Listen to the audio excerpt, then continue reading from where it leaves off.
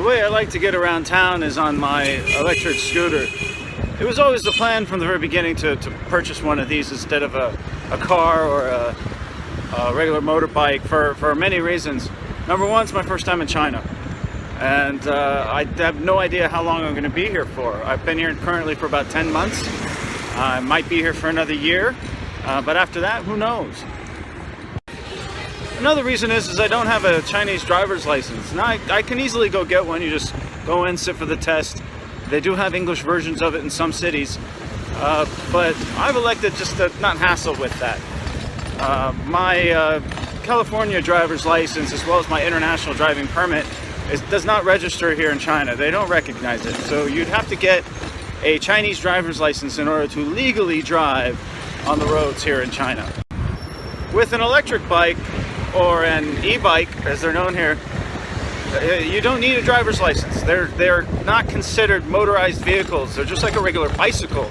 In fact, even in the city that I'm in, you're required to have pedals on your bicycle in order for it to be legal. I have pedals for this bike, but of course I take them off just like everybody else. Also, there is a limit on the size of an engine on a regular motorbike here. You can only have a 125cc motorbike, which is small. Even though the motorbike taxi cabs here have no more than 125. You can get higher, but they're not legal. Now, in order to put all of that together, a motorbike or a car, you'd have to buy one, then you have insurance and registration costs, and all that hassle, parking costs, repairs. You know, I just figured buying a little $300 electric scooter was the best and most cost-efficient way of going. It gets me around town just as fast as a motorbike would, and it's much cheaper. The only thing I have to pay for on a regular basis is charging my battery. And I looked around well enough. I found a bike that had a removable battery pack, so I can take it up to my room or into a hotel room and charge it overnight. It takes about 8 hours. And from that 8 hours, I get about 60 kilometers of riding at about 20-25 kilometers per hour. And with electricity being so cheap here in China, it really doesn't cost me very much at all to charge my battery once a week. Not to mention all the headaches of registering your vehicle with your driver's license, getting insurance on it, and all of that. It's just not worth it if you're just going to stick around a local town. And when I go to other towns outside of my little town here, Xiaolan, I'm taking the train. I'm taking public transportation. When I get there, I take public transportation or taxis. So I really have no need for a vehicle. I think it would be a burden more than anything else. The bike that I bought she's an ugly one. She's a lime green. It's a 2015 model. I bought it brand new, but because it was only about $300, actually less than $300, everything included, I really don't take good care of it. I leave it out in the rain. I beat it to hell. I go off-road with it. And if it gets stolen, like a lot of bikes here do, I'm only out for a little bit. I've had it for 10 months. I feel as though even if it were stolen today, I got my money's worth. There it is. It's just a curb model. Nothing fancy at all about it. In fact, you can see it broken off. Actually, that happened in a parking lot here. Someone broke my thing. I don't even bother to fix it. It's a little dirty, a little rusty. I've had to, as far as maintenance goes, I've just had to replace the chain, which kind of got rusted and a little broken there. I had to have the battery rewired, which was all free of charge. I just took it back to the place where I bought it, little podunk little shop here in town, and they were happy to just fix it for me for free. I had to replace the ignition switch because it rusted up, and bent the rim on one of the tires with the flat tire. Just hit a pothole in town. All of that was probably about 30 RMB altogether on the year for maintenance costs and repairs from me just being stupid riding around town. So very, very cost efficient, much better than a car or a motorbike. And again, everyone's worried about things getting stolen here. So if it gets stolen, I got my money's worth, as I said. Well, I'm quite happy with it. Now, if I end up staying another year, maybe I'll buy another e-bike. If I end up staying longer than that, then I'll go ahead and get a Chinese driver's license and invest in a car.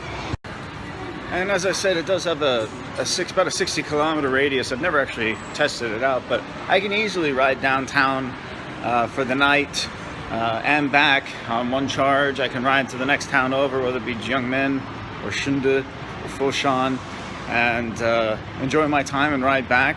I can even go further if I stay overnight in a hotel and just charge my battery overnight.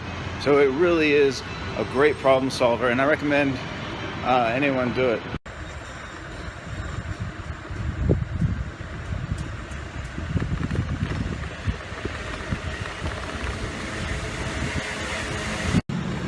Another great thing about this little bike is that I can pretty much park it anywhere. You know, you get these bigger bikes or cars, and you know, and everyone's getting more and more, and they're getting harder and harder to find places for them to park.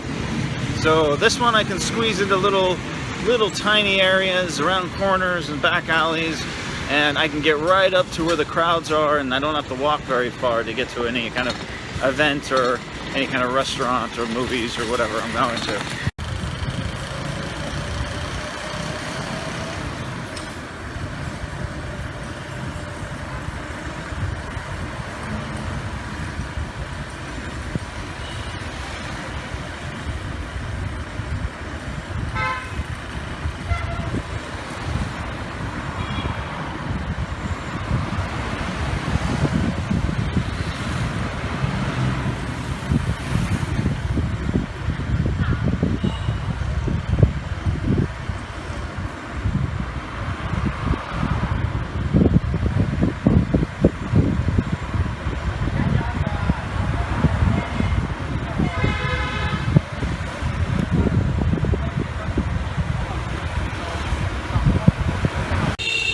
And as I said before, parts are extremely cheap.